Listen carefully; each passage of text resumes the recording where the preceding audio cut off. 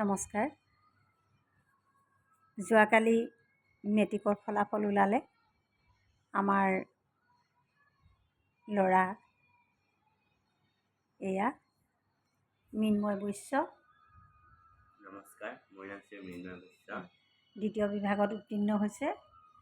গতিকে আমি বহুত সুখী হৈছোঁ, বহুত আনন্দিত হৈছোঁ। তাৰ কাৰণে সি বহুত কষ্ট কৰি মেট্ৰিক পাছ কৰিল যোৱাকালি। গতিকে ঘৰখন আনন্দমুখৰ হৈ পৰিল। সকলো মোৰ লগৰ আৰু তাৰ মাকৰ লগৰ বন্ধু বান্ধৱী সকলো আহিলে মিঠাই খাবলৈ। এটা বৰ সুন্দৰ পৰিৱেশ হৈছিল আমাৰ ঘৰখন। মই এই ভিডিঅ'টো বনাইছোঁ মানে কোনো বা ল'বৰ কাৰণে নহয়, মই কেইটামান কথাৰ কাৰণেহে ভিডিঅ'টো বনাইছোঁ। মানে এই মৃন্ময় বৈশ্য নামটো ময়েই দিয়া নাম। সৰু কালৰ পৰা মানে কেঁচুৱাৰ পৰা সি বায়েক আমাৰ ঘৰতে ডাঙৰ দীঘল হোৱা। তাৰ মাক দেউতাকে আমাক দাদা বৌ মাতে, আৰু সেই কাৰণে সৰুতে সিহঁতি শুনি সিহঁতি মোকো বৌ বুলিয়ে মাতে, বৰমা বুলি নামাতে। বৰ্তাকক বৰ্তা বুলিয়ে মাতে বাৰু। এতিয়া সৰুতেই সি দুইটা ল'ৰা ছোৱালী আমাৰ ঘৰত ডাঙৰ হোৱা। আমাৰ ঘৰৰ ওচৰৰে। মই যেতিয়া 86ত ইয়াতে বিয়া হৈ আহোঁ, তাৰপিছত সিহঁতৰ জেঠায়েকক পাইছিলোঁ মই প্ৰথম, আইতাকক পাইছিলোঁ। সিহঁতৰ ঘৰখনে আমাক বহুতখিনি সহায় কৰি থৈছে। মই যেতিয়া বিয়া হৈ ইয়াত অকলে থাকোঁ, তেতিয়া মোক ৰখিছিল, মোৰ ঘৰ ৰখিছিল জেঠায়েক আইতাহঁতে। তেতিয়াৰ পৰাই ইহঁতৰ পৰিয়ালটোৰ লগত আমাৰ মানে মোৰ বহুত ভাল সম্বন্ধ। মোৰ কোনো তেজ মঙহৰ নালাগে, কিন্তু মোৰ আপোনতকৈ আপোন সিহঁত। তাৰপিছত বীৰেনো মোৰ নিজৰ ভাইৰ দৰে। সিও বিয়া পাতিল। তাৰপিছত আহিল মন্দিৰা বৈশ্য, মানে তাৰ মিছেছ। তাইও মোৰ নিজৰ সৰু ভনীৰ নিচিনা। গতিকে সিহঁতৰ মই যদি ক'ৰবাত গ'লেও আমাৰ ঘৰখন মই সিহঁতৰ ওপৰতেই সকলো চমজাই থৈ যাওঁ। আৰু এই মৃন্ময় বৈশ্য সি সৰুৰ পৰাই কেঁচুৱাৰ পৰাই আমাৰ ঘৰত থাকি ডাঙৰ দীঘল হোৱা। সেইটো মোৰ নিজৰ ল'ৰা ছোৱালীৰ নিচিনাই ভাবোঁ, আৰু মোৰ ল'ৰা ছোৱালীকেইটাই সিহঁতক নিজৰ বাই ভনীৰ দৰে ভাবে। সেইদৰেই আমি এনেকৈ সিহঁতক চাওঁ। যেতিয়া সামৰ্থ্য অনুযায়ী মানুহক ভগৱানে কিছুমানক দিয়েও, কিছুমানক নিদিয়েও। তথাপি কিছুমানক দিলেও সিহঁতি ধৰি ৰাখিব নোৱাৰে। সিহঁতৰ অকণমান আৰ্থিক অৱস্থাটো সিমান এটা ঠিক নহয় যদিও চলি থাকিব পাৰে। আৰু পঢ়া শুনাৰ ক্ষেত্ৰত হওক বা কিবা ক্ষেত্ৰত আমি মাজে মাজে সিহঁতক সহায় কৰোঁ। এতিয়া এই মৃন্ময় বৈশ্য সি আগতে তাক আমি কেঁচুৱা থাকোঁতেও মানে যেতিয়া সি অলপমান জনা হৈছে, তেতিয়াও তাক আমি এনেকৈ ডাইনিঙত বহুৱাই তাক এনেকৈ কেৰাহীতে আমি মানে চব্জি তব্জি এনেকুৱা খাব দিওঁ। মানে সেনেকুৱা সৰু জীৱনটো বা সৰু কালটো তাৰ আমাৰ ঘৰতে এতিয়াও আছে। সি আমাৰ ঘৰতে থাকে। মেট্ৰিক পৰীক্ষাও আমাৰ ঘৰৰ পৰাই দিলে বাৰু।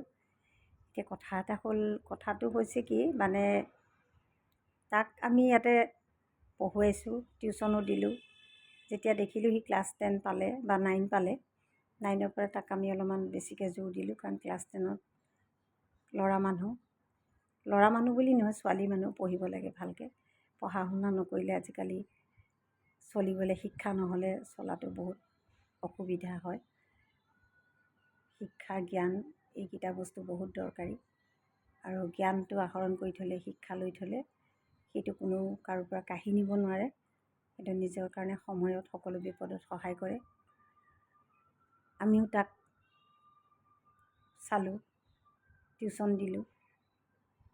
তাৰ পঢ়া শুনা অলপ ভাল, খালি তাৰ হাতৰ আখৰবোৰ অলপমান বেয়া আছিল। লাহে লাহে ঠিক হ'ল। এইদৰে স্কুলতো গম পালোঁ যে সিও অলপমান পঢ়াত সিমান বেয়া নহয়। টেষ্ট পৰীক্ষাটো ভালেই পাইছে বাৰু। তাৰপিছত আমি তাক মেট্ৰিকত অলপমান গাইড দিলোঁ। কিন্তু ইয়াৰ মাজতে এনেকুৱা কিছুমান মানুহ থাকে, মানে সকলো সময়তেতো মানুহ পঢ়ি থাকিব নোৱাৰে। গতিকে অলপ সময়ৰ কাৰণে ধৰক কেতিয়াবা মোৰ এখন দোকান আছে, দোকানখনত এখেতে ৰিটায়াৰমেণ্টৰ পিছত দোকানখন দিছিল টাইম পাছৰ কাৰণে। কেতিয়াবা সি গৈ দোকানখনত বহে বা দোকানখন চায়। চব সময়ত মানুহে পঢ়ি থাকিব নোৱাৰে বা কিবা এটা শিকে। এতিয়া পঢ়া সময়ত পঢ়ে আৰু ধৰক বহা সময়ত বহেগৈ। তাকেই বহুত মানে নানা ধৰণৰ কিছুমান মানুহৰ আলোচনা যে ই দোকানতেই থকা দেখুৱাও নগ'ল, সি পঢ়া শুনা নকৰে নেকি, ইহঁতি তাত পঢ়িব নিদিয়ে, এনেকুৱা মানে বহুত। আজিকালি মানুহৰ কথাটো জানেই বহুত কিবা কিবি।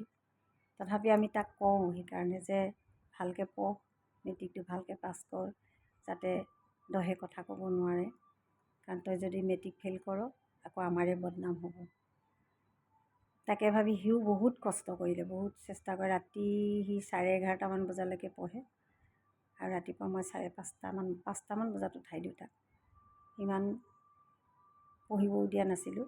পঢ়িব দিয়া নাছিলোঁ মানে সি অলপমান কিন্তু আগৰ বাকী ল'ৰাবোৰৰ দৰে সিমান নহয়, সি অলপমান দুৰ্বল, অকণমান দুৰ্বল আৰু বেছি ষ্ট্ৰং নহয়। সেইকাৰণে মানে তাৰপৰা মাজে মাজে তাক তেনেকৈ আমি দিলোঁ, টিউশ্যনো দিলোঁ। টিউশ্যনো কৰিলে, ক্লাছো কৰিলে, তেনেকৈ কৰি কৰি সি পঢ়িলে, পৰীক্ষাও দিলে ভালকৈ।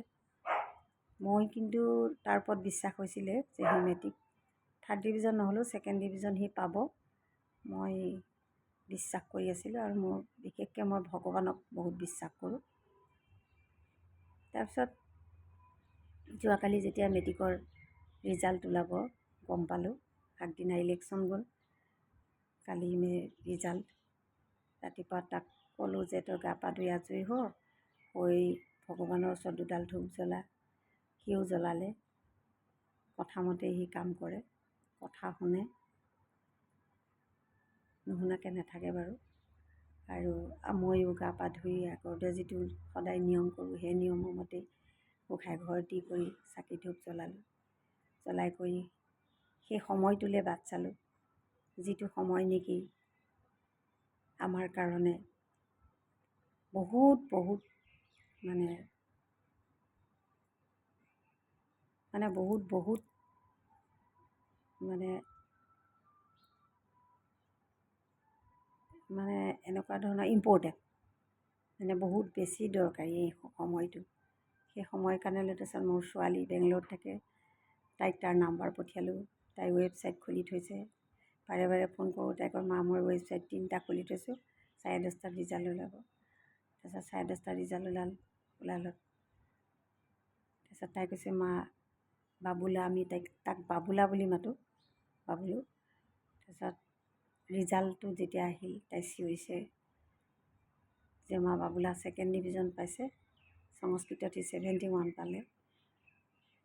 তাই কান্দিছে, মানে ৰিজাল্ট কৈ আছে তাইও কান্দিছে। আৰু ইয়াত আমি তাৰ মৃন্ময় মাক, মই আৰু মোৰ হাজবেণ্ড এনেকৈ চিঞৰিছোঁ, মানে যেনেকৈ ক্ৰিকেট খেলত ছক্কা মাৰে, মানে 6 মাৰে, তেনেকৈ কৰি আমি আউট হ'লে চিঞৰে, তেনেকৈ আমি চিঞৰিছোঁ, চিঞৰি চোতালত গৈছোঁ। তাৰপিছত আমি মানে এনেকুৱা আনন্দতে মানে ইমান চকু পানী ওলাইছে আমি ৰাখিব পৰা নাই, কান্দিছোঁ। তাৰপিছত এখেতৰ ডক্টৰে মনা কৰি থৈছিল বাৰে বাৰে যে আপুনি ওজন বস্তু নাদাঙিব। কিন্তু কালি এনেকুৱা এটা মুহূৰ্ত, এনেকুৱা এটা আনন্দৰ মুহূৰ্ত লাগিল, এখেতে ক'ব নোৱাৰাকৈ দৌৰ মাৰি গৈ কান্দি কান্দি তাক দাঙি ধৰিলে চোতালত। ধৰি লৈ এনেকৈ ধৰণে ঘূৰি চুমা খাইছে, মানে আমি হতভম্ব হৈ গ'লোঁ, কি হ'ল।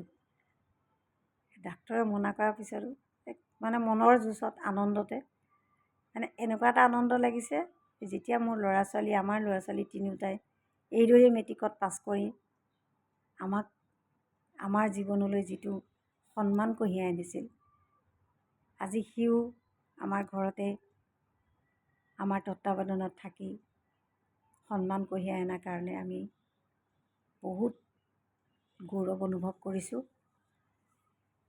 কাৰণ দুটা ছাইড চাব লাগিব, এটা হ'ল মানুহৰ আৰু এটা হ'ল তাক সন্মান। তাৰ ৰিজাল্ট দিলে বহুত মানুহৰ মুখ বন্ধ হৈ গ'ল, ৰিজাল্ট ভাল হ'ল। ৰিজাল্ট ভাল নোহোৱা হ'লে হয়তো আমি আৰু কিমান যে কথা শুনিব লাগিল হয় ভাবিব নোৱাৰোঁ। কাৰণ এটা কথা মানুহে কোৱাৰ আগতে ভাবি চাব লাগে যে নিজৰ ল'ৰা ছোৱালী মানুহ কৰিছোঁ, গতিকে বেলেগৰ ল'ৰা ছোৱালী আমি কেতিয়াও অমানুহ কৰিব নোৱাৰোঁ। কাৰণ আমি বেলেগক যিটো ভাবিম, কাৰণ সিহঁতি আমাৰে সন্তান, সৰুৰ পৰা ডাঙৰ কৰিছোঁ, আমি সিহঁতৰ বেয়াটো কেতিয়াও আমি নাভাবোঁ বা কাৰোৱে নাভাবোঁ, সিহঁতৰ বুলি নহয়, ওচৰ পাজৰ যাৰে হওক। কাৰোবাৰ মেট্ৰিক পৰীক্ষাৰ ৰিজাল্ট দিলে আগতেও, কাৰোবাৰ পৰীক্ষাৰ ৰিজাল্ট দিলেও ভাল হ'লে বুলি শুনিলে বহুত ভাল লাগে, বহুত আনন্দ পাওঁ। কাৰণ পিতৃ মাতৃৰ কাৰণে মাক দেউতাকেই ডাঙৰ সম্পত্তি। সিহঁতি ভালে কুশলে থাকিলে আমাৰ বহুত ভাল লাগে। নিজৰে হওক, নিজৰে সন্তান হওক বা লোকৰে সন্তান হওক, আমাৰ মনত সেইবিলাক ভেদভাৱ নাই। কিন্তু এনে কিছুমান আছে মানুহ মানে কাণ ভৰাই থাকে যে তই দোকানত থৈছ, তোৰ ল'ৰাই মেট্ৰিক পাছ কৰিব জানো, পঢ়িবলৈ নেপায়, পঢ়ে জানো। সেই এনেকুৱা কিছুমান মানে শুনি যদিও মাত নামাতোঁ, কাৰণ এখন কাণে সোমাওঁ এখন কাণে ওলাই পেলাওঁ। কাৰণ কিয় হয়, কিছুমান মানুহ জ্বলে, আচলতে জ্বলনিত তেনেকৈ কথা কয়। গতিকে মই সেইবোৰ নাভাবোঁ। মই ভাবি আছোঁ মাত্ৰ ভগৱানৰ মোৰ বিশ্বাস আছে, ভগৱানে আমাক বেয়া নাপালেই হ'ল, ভগৱানে সেই বেয়া ভাৱবোৰ আমাৰ মনলৈ নানিলেই হ'ল। আৰু সি পাছ কৰিব, মোৰ কনফিডেঞ্চ তাৰ ওপৰত। আৰু ধুনীয়াকৈ সি ছেকেণ্ড ডিভিজন পাইছে, আৰু অকণমান কষ্ট কৰা হ'লে হয়তো সি ফাৰ্ষ্ট ডিভিজনেই পালেহেঁতেন। যি কি নহওক, তাৰ কষ্ট সেইখিনি সি পাইছে। এতিয়া আমি বহুত গৌৰৱ কৰিছোঁ। যোৱাকালি ইমান ভাল লাগিছে, মোৰ ঘৰখন সেই আগৰ ঘৰখনৰ নিচিনা পৰিৱেশ হৈ গৈছিল। মোৰ লগৰবিলাক, তাৰ মাকৰ লগৰ সকলোবিলাক বান্ধৱী, বাইদেউ, ভণ্টি সকলোবোৰ আহিছে, মিঠাই খাইছে, চাহ খাইছে, ঠাণ্ডা খাইছে, হাঁহিছোঁ, কথা পাতিছোঁ, তাক শুভেচ্ছা দিছে, আশীৰ্বাদ দিছে। মানে এটা সুন্দৰ পৰিৱেশ। এনেকুৱা এটা পৰিৱেশ ঘৰখনলৈ অহাটো এটা মানুহৰ সৌভাগ্য লাগিব। সকলো পিতৃ মাতৃয়ে বিচাৰে এনেকুৱা এটা দিন আহক সকলোৰে মাজলৈ। গতিকে এতিয়া মানে সকলোৰে এটা ছাইডৰ পৰা বহুত ভাল লাগিছে। যিবিলাকে এই চকুৰে চাই আছিল, সেই চকুবিলাক বা মুখবিলাক বন্ধ হৈছে। গতিকে মই নিজেই মানে এটা গৌৰৱ অনুভৱ কৰিছোঁ তাক লৈ। গতিকে সি আৰু আগুৱাই যাব, আমি তাক চাম। সি আমাৰ ইয়াতে ডিমৰীয়া কলেজত তাৰ নাম আমি এডমিশ্যন কৰি দিম। সি পঢ়িব আৰ্টছতে। গতিকে আমাৰ ল'ৰা ছোৱালীটো ডাঙৰ ডাঙৰ হ'ল, সিহঁতিও সৰুৰ পৰা সিহঁতক ভাই ভনীৰ দৰেই মানে মানি আহিছে।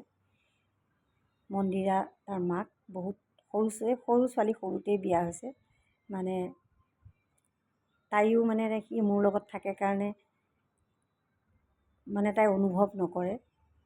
তাই ভাবে যে বৌ আছে, বৌয়ে চাব। গতিকে তাইকো মই একো ক'ব নোৱাৰোঁ।